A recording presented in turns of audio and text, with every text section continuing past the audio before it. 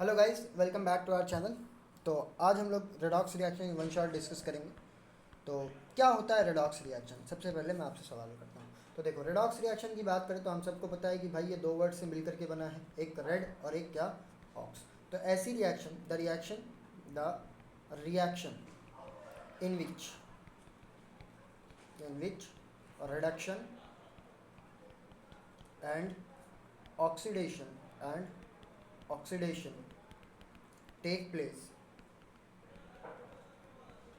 simultaneously simultaneously is known as redox reaction. बराबर, ये होता है हमारा रेडॉक्स रिएक्शन।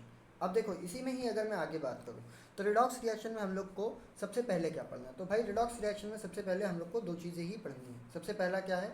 एक रिडक्शन, एक क्या है? रिडक्शन, और एक क्या है? ऑक्सीडेशन। ये दोनों चीज़ हम लोग को पढ़नी है।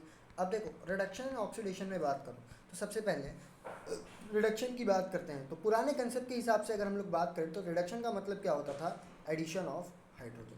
किसी भी केमिकल रिएक्शन में या किसी भी स्पीशीज़ में अगर हाइड्रोजन का एडिशन हो रहा है तो इसका मतलब वो रिडक्शन होता था। क्या होता था? रिडक्शन। इसके अलावा और दूसरे कंसेप्ट में ही अगर इसी में ही बात करें तो यहीं पे ही बोला जाता था कि एडिशन ऑफ इलेक्ट्रोपॉजिटिव एटम अगर होगा तो इसका मतलब वो रिडक्शन कहलाएगा। फिर इसी को ही आगे लेके गए, बोले भाई कि अगर एडिशन के साथ साथ रिमूवल वाले कंसेप्ट में अगर देखा जाए तो रिमूवल ऑफ ऑक्सीजन अगर होता है, क्या होता है? रिमूवल ऑफ ऑक्सीजन, तो उसको भी हम रिडक्शन बोलेंगे। सेम इसी से ही इसका, जैसे एडिशन ऑफ इलेक्ट्रोपॉजिटिव आइटम था, क्या था? Addition of electropositive item. तो इसी को ही उल्टा किया और बोला कि अगर removal of an electronegative item होगा तो उसको क्या बोलेंगे? रिडक्शन बोलेंगे। अब देखो, ये था रिडक्शन, लेकिन सेम इसी का ही उल्टा हमारा क्या होता है? ऑक्सीडेशन। तो अगर यहाँ पे एडिशन ऑफ हाइड्रोजन है तो यहाँ पे क्या होगा? Addition of oxygen. उसको अपन क्या बोलेंगे भाई? Oxidation. Same next point, electropositive item यहाँ से निकल रहा है तो ऐड दूसरी जगह होगा तो उसको अपन क्या बोल देंगे? ऑक्सीडेशन बोलेंगे। तो addition of electronegative item, sorry electropositive नहीं, इलेक्ट्रोनेगेटिव आइटम। ठीक है। सेम नेक्स्ट बात करेंगे तो यहाँ पे रिमूवल ऑफ हाइड्रोजन और removal of any electropositive item, तो इसको अपन क्या बोलते हैं? ऑक्सीडेशन बोलते हैं। ठीक है। अब लेकिन यहाँ ये पुराना कंसेप्ट है, इसके बेस पे क्वेश्चन वगैरह नहीं पूछते। तो नए कंसेप्ट की बात करता हूँ यहाँ पे। तो नए कंसेप्ट में रिडक्शन को बोला गया कि कोई भी एक ऐसा प्रोसेस जिसमें गेन ऑफ इलेक्ट्रॉन हो रहा है। क्या हो रहा है? गेन ऑफ इलेक्ट्रॉन, तो इसको बोलेंगे अपन रिडक्शन। सेम ऐसे ही इसी में ही बात की है।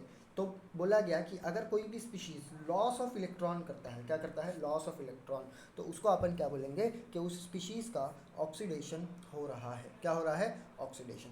अब देखो, इसी से ही ना हमारा एक और कंसेप्ट, मतलब कि भाई ऑक्सीडेशन और रिडक्शन ये तो हो गया, लेकिन अब कौन सी स्पीशीज़ कितना इलेक्ट्रॉन दे रही है, कितना इलेक्ट्रॉन ले रही है, वो कैसे पता चलेगा? तो वो पता चलता है कि उस स्पीशीज़ के ऊपर कितना चार्ज है। क्या है? कितना चार्ज है। तो इसी चार्ज को ही हम लोग डिफाइन करने के लिए एक कंसेप्ट लेके आते हैं जिसको बोलते हैं कि भाई ऑक्सीडेशन नंबर। क्या बोलते हैं? Oxidation number.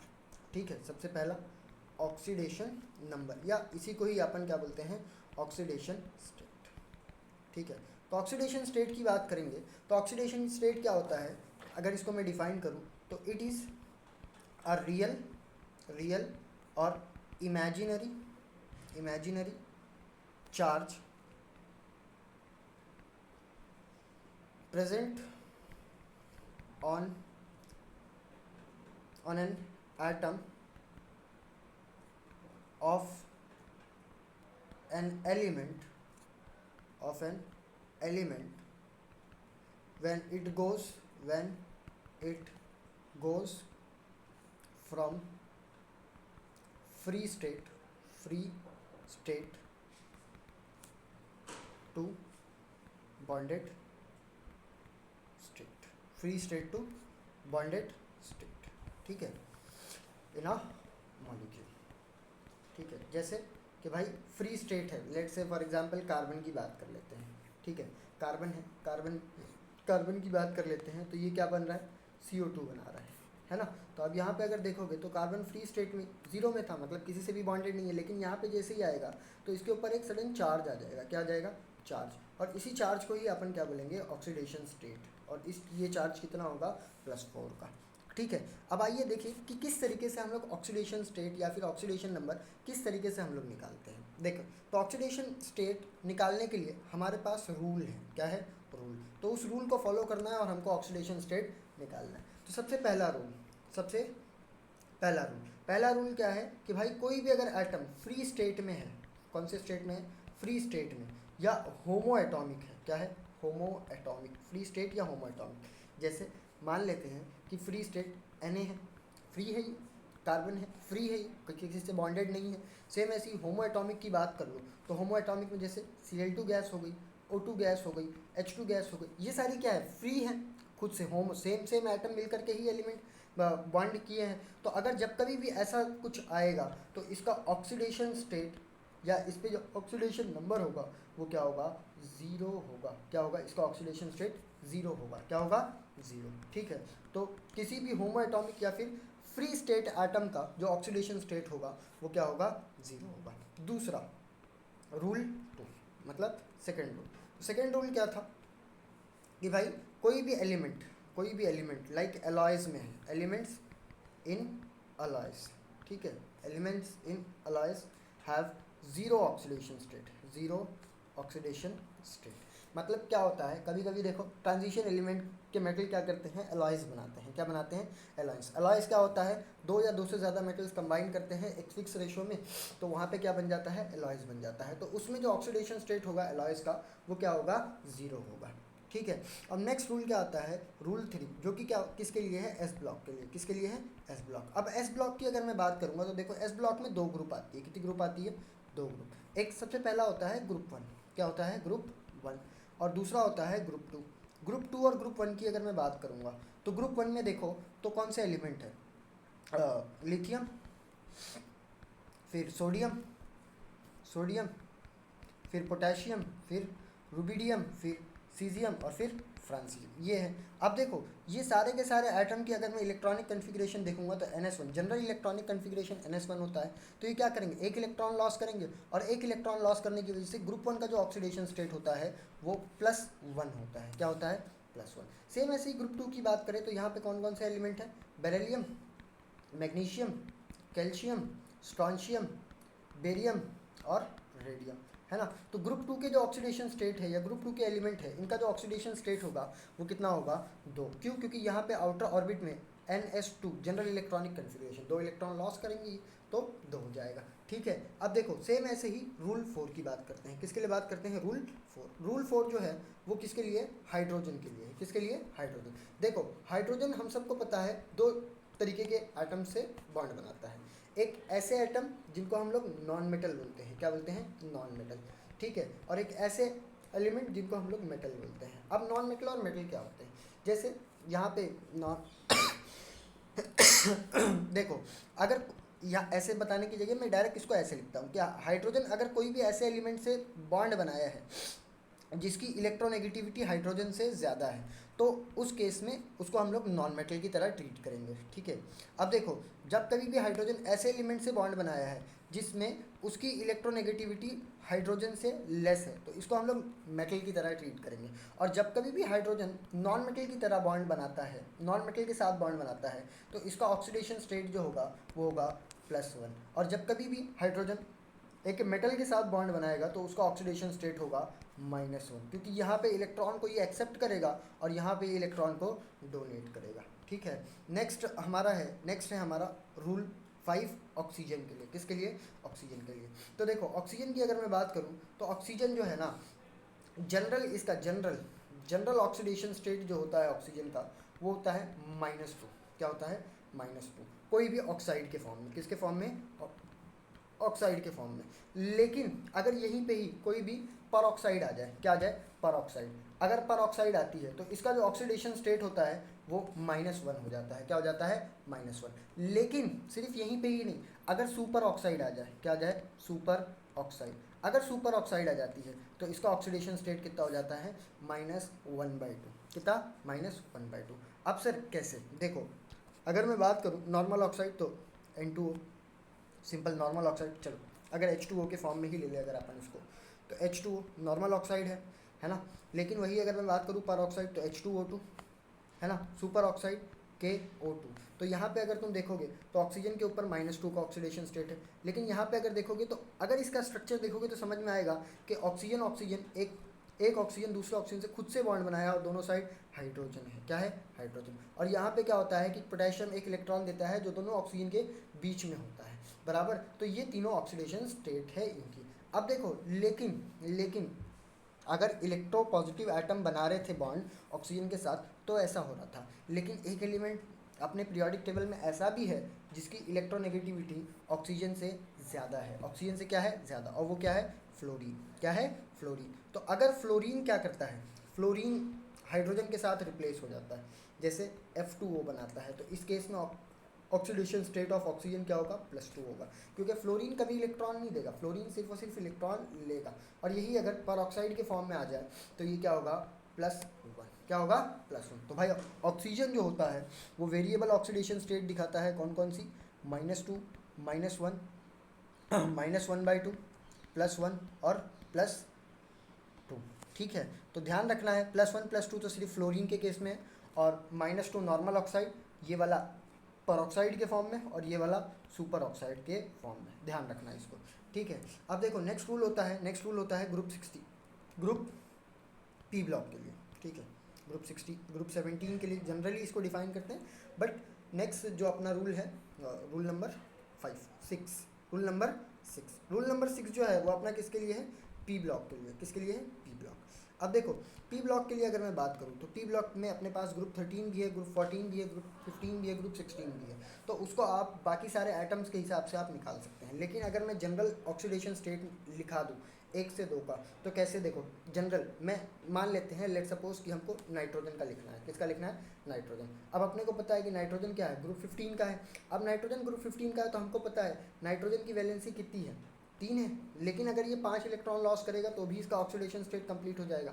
तो अगर 3 एक्सेप्ट करता है, 3 इलेक्ट्रॉन, तो इसके ऊपर -4 जाएगा, है ना। और सेम अगर ये इलेक्ट्रॉन डोनेट करेगा तो +5 तक के जा सकता है। कहाँ तक जा सकता है? +5, है ना। तो इस तरीके से हम लोग इसकी ऑक्सीडेशन स्टेट डिफाइन करते हैं कि भाई कितना इलेक्ट्रॉन एक्सेप्ट करेगा ऑक्टेट कंप्लीट हो जाएगा, और कितना इलेक्ट्रॉन डोनेट करेगा तो इसका ऑक्टेट कंप्लीट हो जाएगा। ठीक है, लेकिन वो अलग बात है कि कौन से फॉर्म में ऑक्सीडेशन स्टेट में ज़्यादा स्टेबल रहता है, वो एक अलग बात है। लेकिन जनरली अगर मैं डिफाइन करूँगा तो ग्रुप 15 जो होगा उसका oxidation state, general oxidation state क्या होगा? -3 से +5 के बीच में होगा। ऐसे ही आप दूसरे का निकाल सकते हैं। यहाँ पे स्पेशली डिस्कस करना है हमको हेलोजन्स का। किसका डिस्कस करना है?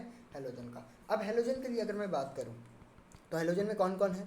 Fluorine, chlorine, bromine, iodine. अब देखो मैंने थोड़ी देर पहले ही बताया कि फ्लोरीन मोस्ट इलेक्ट्रोनेगेटिव एटम है, तो इसका ऑक्सीडेशन स्टेट तो फिक्स है, जो कि कितना है? -1। और बाकी लोग का भी जनरल कितना है? -1 ही है। लेकिन अगर ये लोग का पाला ऑक्साइड या फ्लोरीन ऐसे मोर इलेक्ट्रोनेगेटिव एटम से पड़ जाए तो उस केस में ये +1 से लेकर के +7 तक ऑक्सीडेशन स्टेट दिखाते हैं। कहाँ से कहाँ तक? +1 से +7 तक। तो आप इस तरीके से उसको कैलकुलेट कर सकते हैं। अभी कैलकुलेशन देखेंगे किस तरीके से आप कैलकुलेट करेंगे, 1-2 क्वेश्चन करेंगे उस पर। अब देखो नेक्स्ट क्या होता है? नेक्स्ट है अपने पास रूल 7 किसके लिए है? जो कि सिंपल बताता है कि अगर भाई कोई भी एक न्यूट्रल कंपाउंड है, क्या है? न्यूट्रल कंपाउंड है, कोई भी एक न्यूट्रल कंपाउंड है। लेट्स सपोज कि भाई मान लेते हैं हम लोग अपने पास H2SO4, तो ये एक न्यूट्रल कंपाउंड है। तो ये क्या बोलता है कि the sum of oxidation state of all the atom in compound is equals to 0। Neutral के लिए, किसके लिए? 0 इज इक्वल टू 0। लेकिन वही अगर मैं रूल 8 की बात करूँ, किसकी बात करूँ? रूल 8 की। तो रूल 8 क्या बोलता है कि भाई अगर मान लो यहाँ पे कोई भी एक चार्ज्ड कंपाउंड है। कौन सा कंपाउंड है? चार्ज कंपाउंड है। और इस चार्ज कंपाउंड में अगर हम लोग बात करें तो चार्ज कंपाउंड में अगर बात करें तो जो भी उसका ऑक्सीडेशन स्टेट होगा पूरे एटम्स का सम, वो किसके बराबर होगा? उसके ऊपर चार्ज प्रेजेंट ऑन इट के बराबर होगा। चार्ज प्रेजेंट ऑन इट के बराबर होगा, चार्ज प्रेजेंट ऑन इट, ठीक है। लेकिन किसका, sum of oxidation state of all the atom, ठीक है, ये ध्यान रखना है आपको, ठीक, क्लियर है। अब देखो नेक्स्ट अगर हम लोग आगे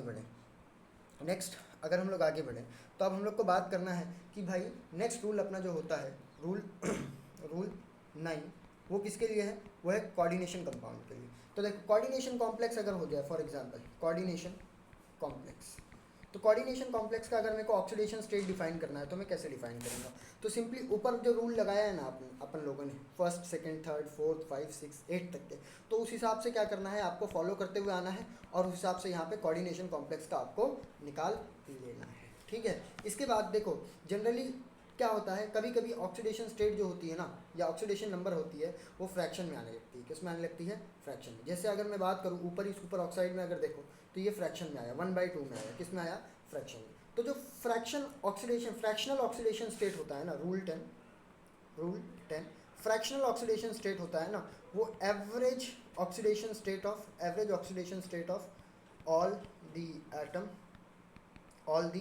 एटम होता है, कि भाई सारे ऑक्सीडेशन स्टेट का एवरेज अगर तुम निकालोगे तो इतना। जैसे अगर मैं बात करूँ, एग्जांपल ले लें कि CO3 2-, तो भाई अगर मैं इसमें एवरेज निकालूँ, एवरेज चार्ज ऑन का ऑक्सीजन, क्योंकि अगर मैं इसमें स्ट्रक्चर देखूँ तो एक ऑक्सीजन है, दूसरा माइनस में है, तीसरा माइनस में।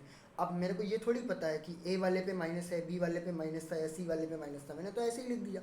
तो यहाँ पे अगर मैं इसका कोई भी एक ऑक्सीजन का ऑक्सीडेशन स्टेट डिफाइन करूँगा तो वो कितना आएगा, -2। लेकिन 3 ऑक्सीजन के बीच में ये चार्ज डिस्ट्रीब्यूटेड है तो डिवाइड बाय 3। तो जब कभी भी अगर किसी भी एक एटम में एवरेज ऑक्सीडेशन स्टेट डिफाइन करेंगे मॉलिक्यूल में एक एटम का, तो वो किसका होगा कि भाई वो फ्रैक्शन में होगा। क्या किस में होगा, फ्रैक्शन में, ठीक है। ठीक है, अब देखो यहाँ तक के तो हो गया कि भाई हम लोगों ने रूल पढ़ लिया, ऑक्सीडेशन स्टेट निकाल लिए, ये सब पढ़ लिए। अब देखो नेक्स्ट क्या होता है कि भाई हमको ये पता होना चाहिए कि ये सब हम करने के बाद हम एक रिएक्शन में रिड्यूसिंग एजेंट और ऑक्सीडेशन स्टेट देख सके, ऑक्सीडाइजिंग एजेंट, ये सारी चीज़ें देख सके। तो देखो मान लो रिड्यूसिंग एजेंट, सबसे पहले रिड्यूसिंग एजेंट, ठीक है। रिड्यूसिंग एजेंट क्या होता है, तो देखो यहाँ पे एजेंट लिख दिया, तो इसका मतलब कोई भी एक ऐसी स्पीशीज़ जो ये काम करा रही है, जो क्या करा रही है, ये काम करा रही है। तो अगर कोई भी एक ऐसी स्पीशीज़ जो रिडक्शन करवा रही है तो उसको अपन क्या बोलेंगे कि भाई उस स्पीशीज़ का सेल्फ क्या हो रहा है, उस स्पीशीज़ का सेल्फ क्या हो रहा है, ऑक्सीडेशन हो रहा है। ऐसी स्पीशीज़ जिसका सेल्फ ऑक्सीडेशन होगा वो क्या कहलाएगी, रिड्यूसिंग एजेंट होगा। क्या होगा, रिड्यूसिंग एजेंट होगा। अगर इसी की ही बात करें तो रिड्यूसिंग एजेंट क्या करेगा, तो रिड्यूस कराएगा, रिडक्शन कराएगा, क्या कराएगा, रिडक्शन करवाएगा अदर एलिमेंट्स का, ठीक है, अदर कंपोनेंट्स का, या अदर कंपाउंड्स का, या अदर स्पीशीज़ का, ठीक है। यहाँ पे आप डिफाइन कर सकते हैं, ठीक है। अब देखो जनरली रिड्यूसिंग एजेंट है, रिड्यूसिंग मतलब सामने वाले को रिड्यूस कराना है, तो ये क्या करता है भाई, ये डोनेट करता है H को। किसको डोनेट करता है, H। क्यों, क्योंकि देखो इसका सेल्फ ऑक्सीडेशन हो रहा है, और ऑक्सीडेशन में रिमूवल ऑफ हाइड्रोजन होता है। क्या होता है, रिमूवल ऑफ हाइड्रोजन। तो ये क्या कर दिया, डोनेट कर दिया H+ को। किसको, H+ को डोनेट कर दिया। अब देखो एक यहाँ पे बात ध्यान रखना कि जब कभी भी कोई भी एक एलिमेंट ऐसा होता है कि वो वेरिएबल ऑक्सीडेशन स्टेट दिखा रहा हो, क्या दिखा रहा हो, वेरिएबल ऑक्सीडेशन स्टेट दिखा रहा हो, तो ऐसा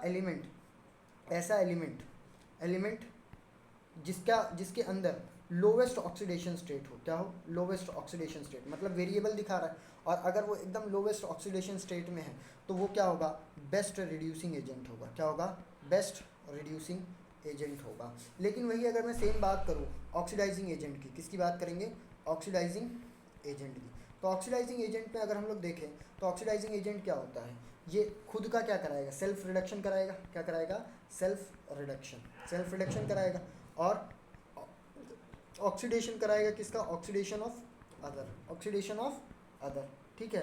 अगर ऑक्सीडेशन ऑफ अदर करा रहा है तो इसका मतलब ये खुद क्या करेगा, जैसे यहाँ पे ये हाइड्रोजन डोनेट कर रहा था तो ये क्या करेगा, ये डोनेट करेगा ऑक्सीजन को, ये क्या करेगा, ऑक्सीजन को डोनेट करेगा। अब देखो यहाँ पे भी सेम पॉइंट की बात कि ऐसा एलिमेंट जो यहाँ पे क्या था, लोवेस्ट ऑक्सीडेशन स्टेट में था, तो यहाँ पे क्या हो जाएगा, उल्टा, कि element in their highest oxidation state या oxidation number are best oxidizing agent, are best oxidizing agent. तो देखो यहाँ से ये तो हो गया। अब देखो इतना सारा करने के बाद अगर इसका एप्लीकेशन अगर अपने को पूछ ले, क्या कर ले, एप्लीकेशन अपने को पूछ ले कि भाई रिडॉक्स आप इतना ऑक्सीडेशन नंबर पढ़े, ये पढ़े, वो पढ़े, तो ऑक्सीडेशन स्टेट का एप्लीकेशन क्या है। तो अगर मैं इसके एप्लीकेशन की बात करूँ तो देखो सबसे पहला एप्लीकेशन जो इसका होता है वो होता है कि भाई किसी भी एलिमेंट में आप उसकी एसिडिक स्ट्रेंथ या बेसिक स्ट्रेंथ डिफाइन कर सकते हो। क्या डिफाइन कर सकते हो, एसिडिक या बेसिक स्ट्रेंथ। तो जैसे मान लो कि भाई कोई भी एक एसिडिक स्ट्रेंथ डिफाइन करने आपको बोल दे, तो एसिडिक स्ट्रेंथ जो होती है ना वो डायरेक्टली प्रोपोर्शनल होती है ऑक्सीडेशन नंबर की। किसके, ऑक्सीडेशन नंबर की। जैसे एग्जामिनर अपने को दे दे, बोले कि भाई HCl है, HClO है, फिर HClO2 है, फिर HClO3 है, और फिर उसके बाद HClO4 है, ठीक है, चारों ऑक्साइड दे दे, ठीक है। अब बोले अपने को कि भाई बताओ यहाँ पे कि ऑक्सीडेशन स्टेट देख करके, या अपने को ऑक्सीडेशन स्टेट तो हिंट नहीं देगा, वो सिंपल बोलेगा कि बताओ एसिडिक स्ट्रेंथ का ऑर्डर क्या होगा, या which of the following is most acidic. तो अगर तुम यहाँ पे देखोगे तो ये क्या है, -1 चार्ज है, इसमें कितना होता है Cl का +1, इसमें क्या होगा +3, इसमें क्या होगा +5, और इसमें क्या होगा +7। तो इसका ऑक्सीडेशन स्टेट सबसे ज़्यादा है, ठीक है, इसका ऑक्सीडेशन स्टेट क्या है, सबसे ज़्यादा है। और अगर इसका ऑक्सीडेशन स्टेट सबसे ज़्यादा है तो इसकी एसिडिक स्ट्रेंथ क्या होगी, सबसे ज़्यादा होगी, है ना। एप्लीकेशन इस तरीके से निकाल लेंगे अपन। नेक्स्ट क्या दे दे, अगर एग्जामिनर अपने को पूछ ले, बोले कि भाई बेसिक स्ट्रेंथ बताओ, क्या बताओ, बेसिक स्ट्रेंथ। तो बेसिक स्ट्रेंथ के लिए सिंपल है कि भाई बेसिक स्ट्रेंथ अगर आपको बताना है, और बेसिक स्ट्रेंथ क्या होती है, इन्वर्सली प्रोपोर्शनल होती है ऑक्सीडेशन नंबर की। जितना कम ऑक्सीडेशन नंबर होगा उतना ज़्यादा उसका बेसिक स्ट्रेंथ होगा, क्योंकि इलेक्ट्रॉन यहाँ पे डोनेट करना है, तो ज़्यादा इलेक्ट्रॉन होने चाहिए ना, तब तो डोनेट करोगे, ठीक है। अब देखो इसी से ही अगर नेक्स्ट उसकी बात करें तो नेक्स्ट में क्या होगा कि भाई इससे हम लोग सिंपली आइडेंटिफाई कर सकते हैं, क्या कर सकते हैं, आइडेंटिफाई कर सकते हैं reducing agent and oxidising agent. तभी तो अगर ऑक्सीडेशन स्टेट चेंज देखोगे तभी तो आइडेंटिफाई करोगे ना कि कौन सा रिड्यूसिंग एजेंट है और कौन सा ऑक्सीडाइजिंग एजेंट है, ठीक है। तो यहाँ तक कि अपना ऑक्सीडेशन नंबर की कहानी समाप्त हो गई। अब देखो बस कुछ पार्ट बचे हैं इस चैप्टर में। जैसे सबसे पहला पार्ट अगर मैं बात करूँ तो वो क्या है, रेडॉक्स का ही है। किसका है, रेडॉक्स का, कि भाई रेडॉक्स क्या होते हैं, किस टाइप क्या होते हैं, ये तो पढ़ लिया। अपने को पढ़ना है टाइप्स ऑफ रेडॉक्स क्या क्या होता है। तो देखो अगर मैं टाइप्स ऑफ रेडॉक्स की बात करूँ, किसकी बात करूँ, टाइप्स ऑफ रेडॉक्स। तो देखो सबसे पहले अगर मैं बात करें on the basis of electron transfer, electron transfer के बेस पे बात करें तो अपने पास दो टाइप का रेडॉक्स होता है। कितने टाइप का रेडॉक्स होता है, दो। एक होता है डायरेक्ट रेडॉक्स, एक क्या होता है डायरेक्ट रेडॉक्स, और एक क्या होता है इनडायरेक्ट रेडॉक्स, इनडायरेक्ट रेडॉक्स। अब देखो डायरेक्ट और इनडायरेक्ट में क्या होता है, अब देखो कि कभी कभी ना जब आप इलेक्ट्रोकेमिस्ट्री पढ़ोगे आगे, तब आप पढ़ोगे कि एक कंटेनर में ही दो इलेक्ट्रोड है, क्या है, दो इलेक्ट्रॉन, और यहाँ पे NaCl जो होता है डायरेक्टली इलेक्ट्रॉन ट्रांसफ़र करता है इलेक्ट्रॉड के थ्रू। यहाँ से क्या होगा, इलेक्ट्रॉन क्या करेगा, डायरेक्टली ट्रांसफ़र हो जाएगा, इलेक्ट्रॉन जो होगा डायरेक्टली ट्रांसफ़र होगा एक स्पीशीज़ से दूसरे स्पीशीज़ के अंदर। तो यहाँ पे क्या हुआ, कोई बाहर का नहीं आया, तो इसको अपन क्या बोलेंगे, डायरेक्ट रेडॉक्स बोलेंगे। लेकिन इसी में ही अगर मैं आगे बात करूँ तो जब इलेक्ट्रोकेमिस्ट्री आप पढ़ोगे तो आप एक सेल पढ़ोगे गैल्वेनिक सेल। वहाँ पे क्या होगा, दोनों इलेक्ट्रॉन अलग अलग कंटेनर में होंगे, और यहाँ पे एक एक्सटर्नल सर्किट लगी होगी, क्या लगी होगी, एक्सटर्नल सर्किट। और एक ये एक यूट्यूब में होगा जिसको हम लोग बोलेंगे कि भाई ये हमने क्या है, सॉल्ट ब्रिज। तो इलेक्ट्रॉन क्या होगा, यहाँ पे से एनोड से ऑक्सीडेशन होगा, एनोड से ऑक्सीडेशन होगा, और ये क्या करेगा, इलेक्ट्रॉन को ट्रांसफ़र करेगा इस वायर के थ्रू इस सॉल्यूशन में, इस इलेक्ट्रोड पे। फिर वो स्पीशीज़ आएगा सॉल्यूशन का, वो उसको एक्सेप्ट करेगा, फिर उसका रिडक्शन होगा। तो अगर तुम देखो तो इलेक्ट्रॉन कहाँ से ट्रांसफ़र हो रहा है, थ्रू वायर इलेक्ट्रॉन का ट्रांसफ़र हो रहा है। तो यहाँ पे क्या इलेक्ट्रॉन डायरेक्टली ट्रांसफ़र हुआ, नहीं हुआ। तो इस वजह से इसको अपन क्या बोलते हैं, इनडायरेक्ट रेडॉक्स बोलते हैं। क्या बोलते हैं, इनडायरेक्ट रेडॉक्स। अब देखो कि भाई जनरली अगर मैं डिफ़ाइन करूँ ना तो दूसरे बेसिस पे अगर अपन डिफ़ाइन कर लेते हैं तो टाइप्स ऑफ रेडॉक्स जो होती है, टाइप्स ऑफ रेडॉक्स, वो दो टाइप की रेडॉक्स होती है। कितने टाइप की रेडॉक्स होती है, दो। एक होती है अपनी इंटर मोलिकुलर, एक क्या होती है, इंटर मोलिकुलर, और दूसरी होती है इंट्रा मोलिकुलर। क्या होती है, इंट्रा मोलिकुलर। अब देखो इंटर मोलिकुलर इंट्रा मोलिकुलर की बात करें तो इंटर तो सिंपल है, दो लोगों के बीच में रेडॉक्स हो रही होगी। कितने के बीच में, दो लोगों के बीच में। टू और मोर मॉलिक्यूल, टू और more molecule undergo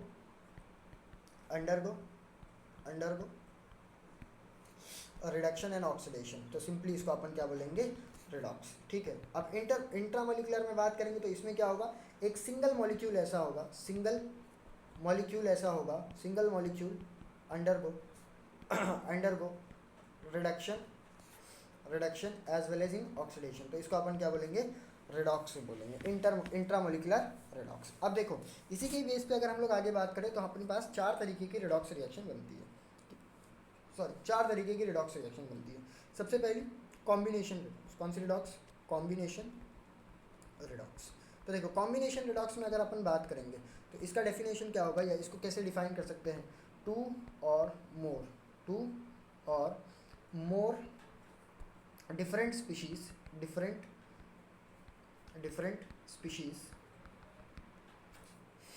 combine to form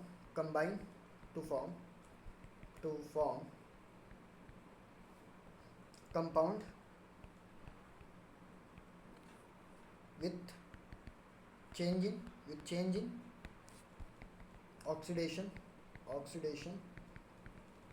number. ठीक है, जैसे डेफिनेशन देखो H2 है अपने पास, सिंपल H2 है और यहाँ पे O2 है, ये क्या करेगा, कंबाइन करेगा और क्या बनाएगा, वाटर बनाएगा। अब अगर तुम देखो तो यहाँ पे होमोएटॉमिक स्पीशीज़ है तो जीरो, होमोएटॉमिक स्पीशीज़ तो जीरो, लेकिन यहाँ पे अगर तुम आओगे तो देखो हाइड्रोजन का +1 क्योंकि नॉन मेटल के साथ बॉन्ड बना है, और ऑक्सीजन हाइड्रोजन के साथ बॉन्ड बनाया है, जनरल ऑक्साइड है, तो ये -2। तो अगर तुम देखो तो यहाँ पे क्या हुआ, हाइड्रोजन ने 0 से +1 की तरफ गया, मतलब क्या हुआ, लॉस ऑफ इलेक्ट्रॉन, मतलब ऑक्सीडेशन। क्या हुआ, ऑक्सीडेशन। लेकिन वही ऑक्सीजन की बात करेंगे तो ये क्या करेगा, 0 से -2 पे गया, मतलब इसने क्या किया, रिडक्शन किया, गेन किया इलेक्ट्रॉन का।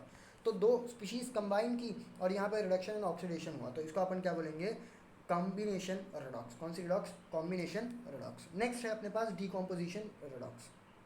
ठीक है नेक्स्ट डीकॉम्पोजिशन और रिडॉक्स। ठीक है, अब देखो इसमें क्या होता है, सिंपली अगर मैं डिफाइन करूँ तो भाई इसमें क्या है, एक मॉलिक्यूल ऐसा होगा जो one molecule undergoes to decomposition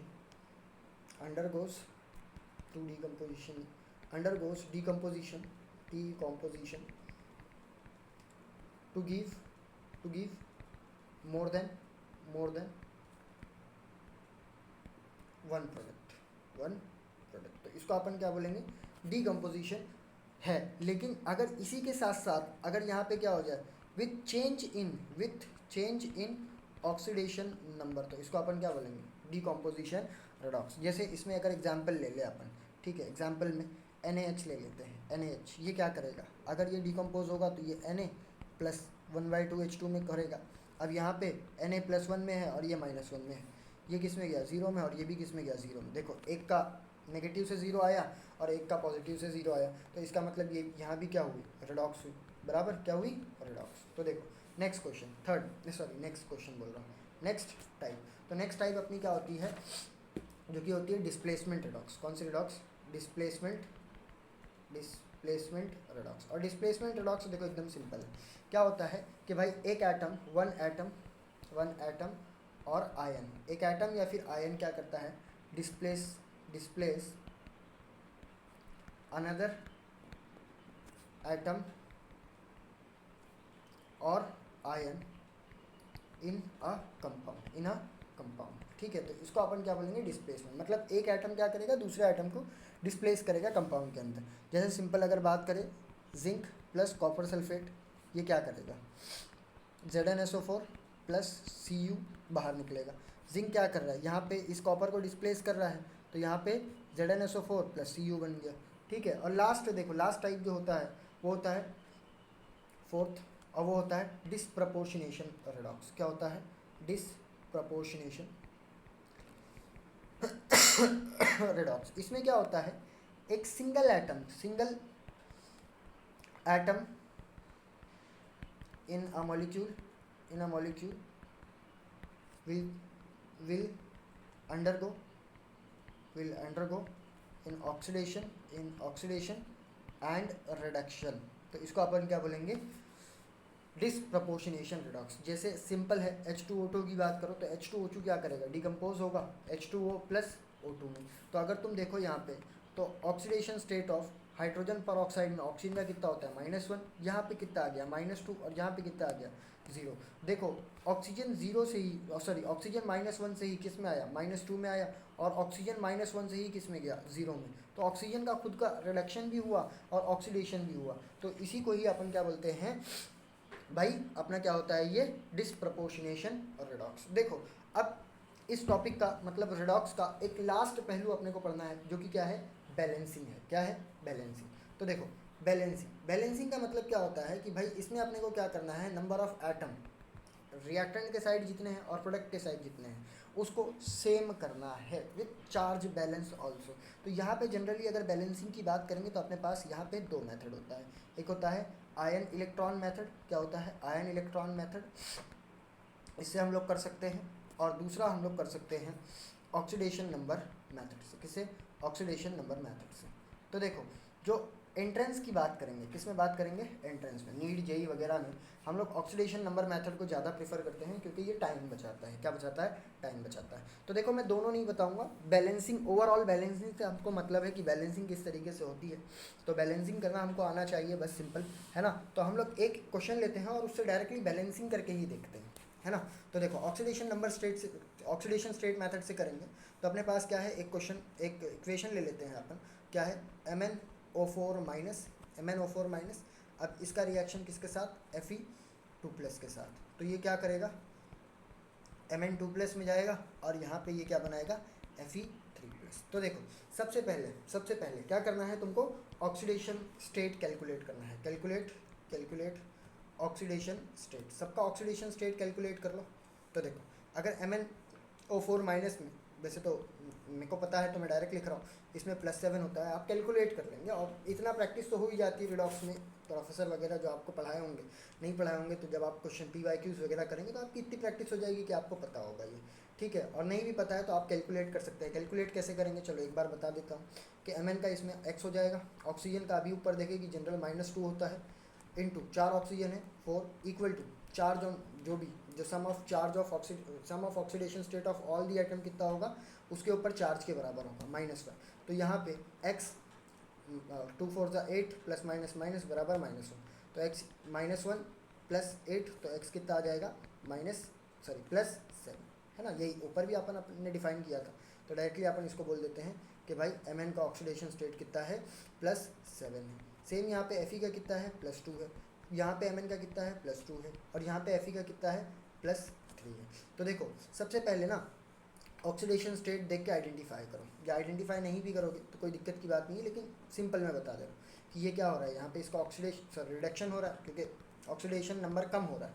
oxidation number क्या हो रहा है, डिक्रीज़ कर रहा है। क्या कर रहा है, डिक्रीज़। तो इसका मतलब ये क्या हुआ, रिडक्शन हुआ। क्या हुआ, रिडक्शन।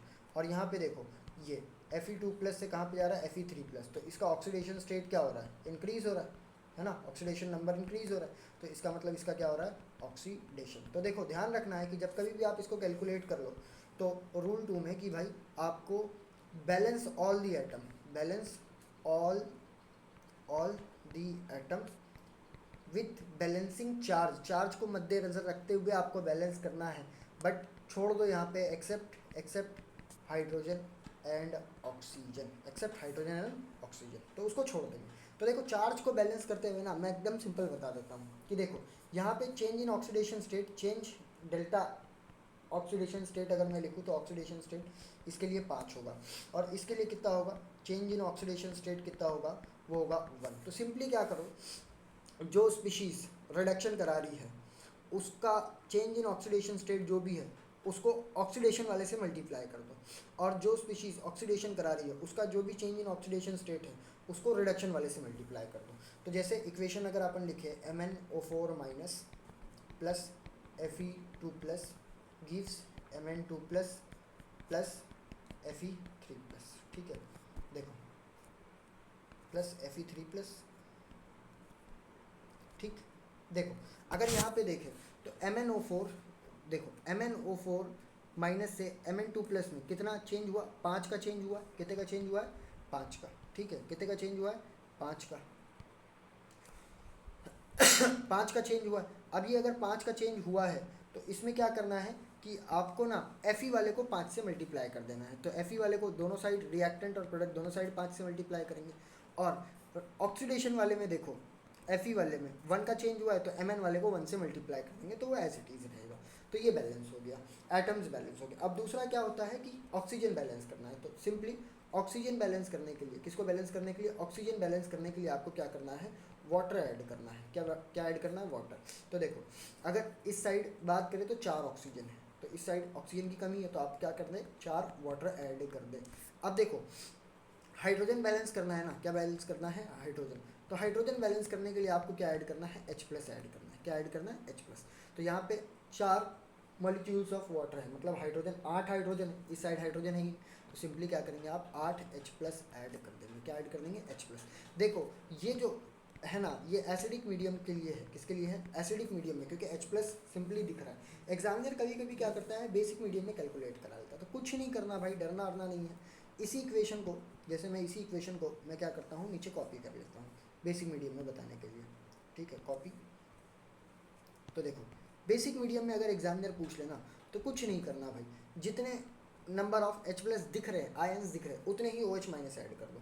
प्लस 8 OH- इस साइड भी और इस साइड भी, प्लस 8 OH-। क्यों, क्योंकि भाई देखो, एक साइड जो भी चेंज करोगे दूसरी साइड भी वही चेंज करना पड़ेगा ताकि बैलेंस हो सके। अब देखो, ये H+ और ये OH- कंबाइन होकर क्या बनाएंगे, वाटर। क्या बनाएंगे, वाटर। तो ये साइड क्या बना, 8H2O बन गया, वाटर बन गया। अब ये 4 और ये 4 कैंसिल, तो ये साइड क्या बच जाएगा, MnO4- प्लस 5Fe2 प्लस कितना वाटर बच गया, 4, 4 कैंसिल हो गया, 4H2O plus Mn2 plus 5Fe3 plus 8OH-। अगर बेसिक मीडियम में पूछ ले तो ऐसे कर लेना, सिंपल, कोई दिक्कत की बात नहीं है। समझ में आया, बस। देखो नेक्स्ट आगे बात करें, अगर इसके आगे बात करते हैं तो बैलेंसिंग हो गया। अब लास्ट टॉपिक जो आता है वो आता है एप्लीकेशन, कि भाई रेडॉक्स वगैरह पढ़ तो लिए, लेकिन इसका एप्लीकेशन कहाँ आएगा। तो इसका एप्लीकेशन देखो भाई, जनरली केमिकल रिएक्शंस में होता है, रिएक्शंस में होता है, लेकिन कैसे यूज़ करना है उसके लिए कुछ, ये सबसे पहले आपको निकालना है इक्विवेलेंट मास। ये निकालने आना चाहिए, क्या निकालना आना चाहिए, इक्विवेलेंट मास। तो इक्विवेलेंट मास को अगर मैं निकालना बताऊँ तो सिंपली आप कैसे निकालेंगे इसको, वो इसको निकालेंगे आप, equivalent mass equal to molar mass by n factor. ठीक है, एन फैक्टर। अब एन फैक्टर क्या है, ये अलग सवाल आ गया। तो देखो, एन फैक्टर अगर मैं सिंपली डिफाइन करूँ तो यहाँ पे अपने पास 2 प्रोसेस है। क्या है, एक ऑक्सीडेशन है, और दूसरा क्या है, रिडक्शन है। क्या है, रिडक्शन। तो अगर ऑक्सीडेशन स्टेट की बात करें, सॉरी ऑक्सीडेशन में बात करें, तो एन फैक्टर यहाँ पे क्या होगा, n factor equal to number of electron loss during oxidation. ठीक है, तो उतना जितना इलेक्ट्रॉन का लॉस होगा उतना यहाँ पे क्या हो जाएगा, एन फैक्टर हो जाएगा। सेम ऐसे रिडक्शन में बात करेंगे तो एन फैक्टर क्या होगा, n factor equal to number of electron gain during reduction. जितना इलेक्ट्रॉन, सिंपली अगर मैं बोलूँ तो रिडक्शन में चेंज इन ऑक्सीडेशन स्टेट के बराबर ही होगा, और इसमें भी, मतलब जितने इलेक्ट्रॉन का ट्रांसफ़र हो रहा है उसके बराबर उसका एन फैक्टर होगा, सिंपल एकदम। ठीक है, अब देखो नेक्स्ट अगर बात करें अपन यहाँ पे, तो यहाँ पे से अपने को कैलकुलेट करा लेता है इक्विवेलेंट। क्या करा लेता है, नंबर ऑफ इक्विवेलेंट कैलकुलेट कराता है। क्या कैलकुलेट कराता है, number of equivalent. Number of equivalent calculate करेंगे तो सिंपल है, देखो इसी को ही ना कुछ लोग ग्राम इक्विवेलेंट भी, क्योंकि आप नॉर्मेलिटी डिफाइन करोगे तो वहाँ ग्राम इक्विवेलेंट लिख के आता है, कोई दिक्कत की बात नहीं है। ठीक है, आप कैसे निकालेंगे वो, तो देखो number of equivalent equal to mass divide by equivalent mass होता है। क्या होता है, mass divide by equivalent mass. तो mass divide by equivalent mass को अपन कैसे लिख सकते हैं, molar mass divide by n factor. तो एन फैक्टर ऊपर मल्टीप्लाई में चला जाएगा, तो number of equivalent equal to क्या आ गया, mass divide by molar mass into n factor. और देखो ये मास बाय मोलर मास क्या होता है, मोल्स। तो यहाँ से मैं क्या बोल सकता हूँ कि equivalent number of equivalent equal to moles into n factor. ध्यान रखना यहाँ से इसको ऐसे, क्लियर है। अब देखो अब देखो जनरली कभी कभी क्या होता है, लॉ ऑफ इक्विवेलेंस, मतलब एक रिएक्शन में ना आपको इक्विवेलेंट एक का दे देगा, बोलेगा दूसरे का बताओ, सिंपल। तो कुछ नहीं करना भाई, आपको ना ये आना चाहिए, लॉ ऑफ इक्विवेलेंस इसी बारे में बताता है, ठीक है, लॉ ऑफ इक्विवेलेंस। तो लॉ ऑफ इक्विवेलेंस की अगर बात करेंगे तो ये क्या बताता है कि कोई भी एक रिएक्शन हो रही है, लेट सपोज कि भाई 2A प्लस 3B कंबाइन कर रहा है to give 2C, to give 2C। तो देखो मोल कंसेप्ट के हिसाब से अगर देखेंगे ना, तो अपन क्या बोलते हैं कि भाई 2 मोल ए के 3 मोल बी से रिएक्ट करेंगे तो बनाएंगे 2 मोल सी। कितने मोल? 2 मोल सी। लेकिन इक्विवेलेंट के कंसेप्ट में क्या होता है, सिंपली ये क्या बोलता है कि भाई जो भी, क्योंकि इसी की वजह से ही ना इक्विवेलेंट वेट डिफाइन किया गया था। तो ये सिंपल बोलता है कि भाई n equivalent of A is equals to equivalent of B is equals to equivalent of C. क्योंकि यहाँ पे जो नंबर ऑफ इलेक्ट्रॉन चेंज हो रहा है ना, वो उसी से ही इसको स्टीशियोमेट्री को बैलेंस कर देता है कि भाई आप यहीं से ही बैलेंस हो जाओ, फालतू डिस्टर्बेंस वगैरह क्रिएट मत करो। जैसे मोल कंसेप्ट में वहाँ पे क्या होता है कि भाई ये आ जाते हैं क्या, स्टीशियोमेट्री आ जाते हैं, वहाँ पे से स्टीशियोमेट्री मल्टीप्लाई करके बैलेंस करना होता है। तो यहाँ पे स्टीशियोमेट्री यहीं पे एन फैक्टर की वजह से कैंसिल हो जाती है, ठीक है। देखो नेक्स्ट, अब नेक्स्ट की बात करेंगे अपन फोर्थ में।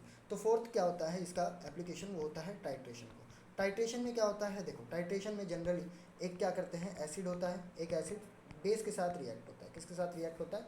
बेस के साथ, और यहाँ पे सॉल्ट बनाता है, ठीक है। जनरल टाइट्रेशन में बता रहा हूँ कि ऐसे होता है, जैसे आप करोगे एसिडिक क्या बोलते हैं, HCl का टाइट्रेशन अगेंस्ट NaOH की होगी, ब्यूरेट में NaOH भरोगे और फिनॉफ्थलीन इंडिकेटर डालते होगे, कलर चेंज होता है, ये टाइट्रेशन हुई, ठीक है। तो इसमें क्या होता है कि भाई जब इक्विवेलेंस पॉइंट आएगा, मतलब ऐसा पॉइंट कि जिसपे एसिड और बेस दोनों आपस में क्या होंगे, इसकी कॉन्सेंट्रेशन लगभग सेम हो जाएगी, है ना, मतलब रिएक्शन खत्म पे होगा, इक्विवेलेंस पॉइंट। तो एट इक्विवेलेंस पॉइंट पे अगर हम लोग डिफाइन करना चाहें तो एट इक्विवेलेंस पॉइंट क्या होता है कि भाई इस पॉइंट पे n of equivalent of acid equal to equivalent of base, बस यही है ना। तो ये था पूरा वन शॉट रेडॉक्स रिएक्शन। तो आज के लिए बस इतना ही, यहीं पे आज हम समाप्त करेंगे। तो आप ध्यान दें इस लेक्चर में को वापस से देखें, नहीं समझ में आता है आप मेरे को टेक्स्ट करें, कोई दिक्कत की बात नहीं है, ठीक है। और इसके अलावा अगर बात करें तो इसके अलावा आप क्या कर सकते हैं, आप इसके PYQs क्वेश्चन सॉल्व करें, जो कि आपके लिए काफ़ी ज़्यादा नेसेसरी है, ठीक है। Thank you guys, take care.